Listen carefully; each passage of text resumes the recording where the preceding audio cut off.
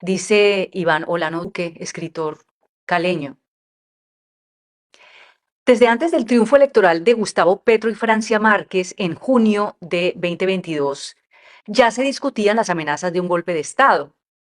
Se decía que los militares no aceptarían estar al mando de un exguerrillero, que la oligarquía incendiaría el país antes que acatar el resultado de las urnas y que las mafias enquistadas en todos lados no permitirían ninguna modificación del orden establecido. Pero el hecho de que algo sea repetitivo no lo hace menos cierto. Las amenazas de un golpe hay que tomarlas con seriedad, no solo por la historia de las violencias en Colombia, sino por una mínima conciencia latinoamericana.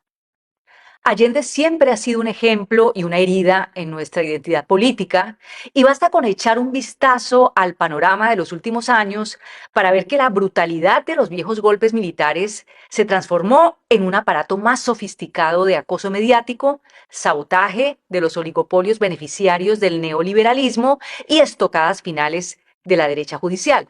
El lawfare es uno de los conceptos políticos fundamentales de la última década. Entonces hay que empezar por ahí. La posibilidad de un golpe está vigente todo el tiempo.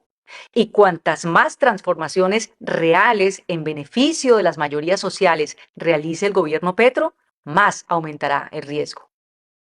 Se combina la fragilidad de unas instituciones patrimonializadas por las élites, la corrupción ligada al narcotráfico y una clave que desde luego no es exclusiva de Colombia. Todo proyecto de ampliación de derechos fundamentales hostiliza al gran capital.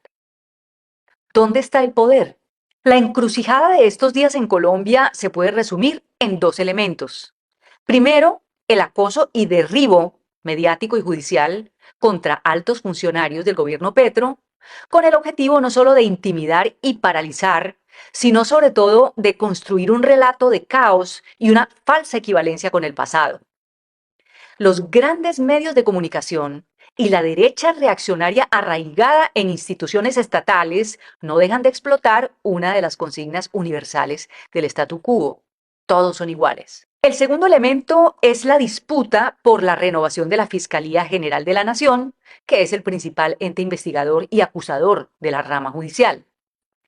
En la Constitución colombiana se establece que su dirección es elegida por la Corte Suprema de Justicia a partir de una terna enviada por el presidente de la República. De este modo, aunque la última palabra la tienen los magistrados de la Corte Suprema, la dirección de la Fiscalía es un reflejo indirecto del voto popular. La disputa consiste, pues, en que hay gente que aún no acata el resultado de las elecciones y no están dispuestos a que llegue una nueva dirección a la Fiscalía a partir de la terna de mujeres, todas con experiencia en defensa de derechos humanos, presentada por el presidente Petro. Y entre tanto, el saliente fiscal Francisco Barbosa, quien no ha dejado de proteger a Uribe y encubre además a funcionarios denunciados por nexos con el narcotráfico, aprovecha sus últimos días de poder para amenazar a funcionarios, insultar al presidente y difundir la idea de que su gobierno está a punto de colapsar. Estos son los dos elementos que han prendido las alarmas de un golpe de Estado en Colombia y nos hace preguntarnos de nuevo, ¿dónde está el poder? Las derechas nunca se repliegan, ni son estructuralmente derrotadas. Parten de la convicción de que todo les pertenece desde siempre y para siempre.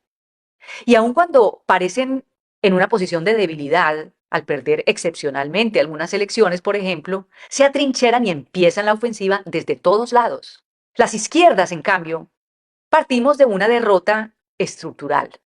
Nuestras trincheras son casi anecdóticas. El eventual triunfo electoral es tan emocionante precisamente porque es frágil y el único escenario que por definición nos pertenece es la movilización social. Esto es incluso más cierto en Colombia, pues fue el ciclo creciente de movilizaciones de la última década lo que condujo al primer gobierno popular y de izquierdas de su historia. Un recuento muy breve. Manifestaciones estudiantiles de 2011, marchas de apoyo a la paz de 2012, gran manifestación por la paz del 9 de abril de 2013, paro agrario del mismo 2013 e inmensas movilizaciones para restituir en su puesto al alcalde de Bogotá a finales de 2013 y principios de 2014. Entre muchas otras, hay que recordar la minga indígena de 2015, el paro camionero de 2016, el ejemplar paro cívico de Buenaventura de 2017, hasta llegar a esa revitalización de las plazas y la palabra pública en la campaña por la Colombia Humana de 2018. En lo que queda del ciclo, los ritmos se aceleraron en un clima incluso más hostil. Pensemos en el paro nacional de 2019, las manifestaciones contra la brutalidad policial del 2020, hasta llegar a ese terremoto en el imaginario colectivo que fue ya una transformación de las relaciones de poder, el estallido social de 2021. El triunfo electoral de Gustavo Petro y Francia Márquez en el 2022 fue, más que la continuación del impulso, la constatación formal de un cambio que ya había sucedido en Colombia gracias a este ciclo creciente de movilizaciones.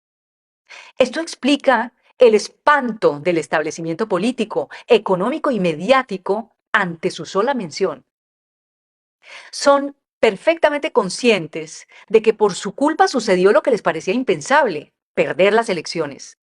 Y esto explica también la insistencia de Petro en la organización y la movilización ante el incremento de amenazas de un golpe de Estado. Petro recuerda esta historia y sabe que su gobierno no existe gracias a la solidez de los partidos o a la complicidad con el gran capital, sino gracias al impulso extraordinario de la movilización popular. Y lo dice además, porque en contravía de la historia de Colombia es un convencido del proyecto democrático. ¿Por qué habríamos de tenerle miedo al pueblo en las calles? Arriesgo una conjetura, dice Iván Olano Duque. El poder real en Colombia, ese puñado de banqueros, grandes contratistas del Estado y dueños de medios de comunicación, sueña con un golpe de Estado. Tiene la fantasía de un retorno impune al viejo régimen, pero no es tonto y sabe perfectamente que en la actual correlación de fuerzas no es la mejor apuesta. Dicho de otro modo, anhela un golpe, pero sabe que hoy no sería un buen negocio.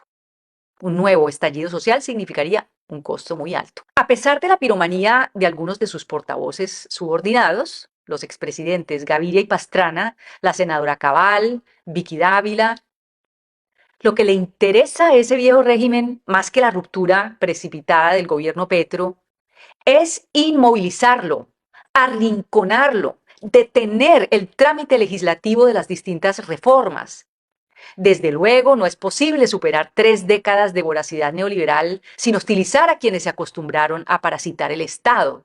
Hay mucho dinero en juego en la reforma a la salud, en la pensional y laboral, por mencionar solo 3, como para que seamos ingenuos. Tienen todas las opciones sobre la mesa, pero el mejor escenario para ellos sería que el gobierno Petro se repliegue en el ataque mediático, se desgaste a la defensiva en los ataques judiciales y termine su mandato en un aire de frustración e impotencia. Entonces hay que distinguir entre el poder real y los matones vociferantes en sus márgenes. Los individuos de extrema derecha que esperan la luz verde para desatar un enfrentamiento directo. Esto se suma al nuevo ingrediente del trumpismo que ha impulsado en las derechas latinoamericanas una estética en la que la agresividad estridente y cierta torpeza se vuelven valores electorales. Varios individuos incendiarios de la extrema derecha colombiana sueñan con explotar ese nicho. Pienso, dice Iván Olano Duque, en Diego Molano, exministro de Defensa, en Eduardo Zapateiro, excomandante del Ejército, y en el protagonista de estos días, el fiscal Francisco Barbosa, quien cree que, amenazando al presidente Petro, garantiza el éxito de su campaña presidencial. Ningún escenario es descartable. Por responsabilidad, por conciencia histórica, después de tantos horrores e injusticias, nuestro deber es tomarnos en serio todas las amenazas a la soberanía popular. Y por eso está bien decirles a los golpistas: piensen muy bien cada paso, midan sus acciones y no se permitan olvidar ni por un instante que acá hay una larga historia de resistencia. El primer gobierno popular y de izquierdas de la historia de Colombia se forjó en las movilizaciones. Allí radica su poder, la garantía de su continuidad y la clave de sus conquistas.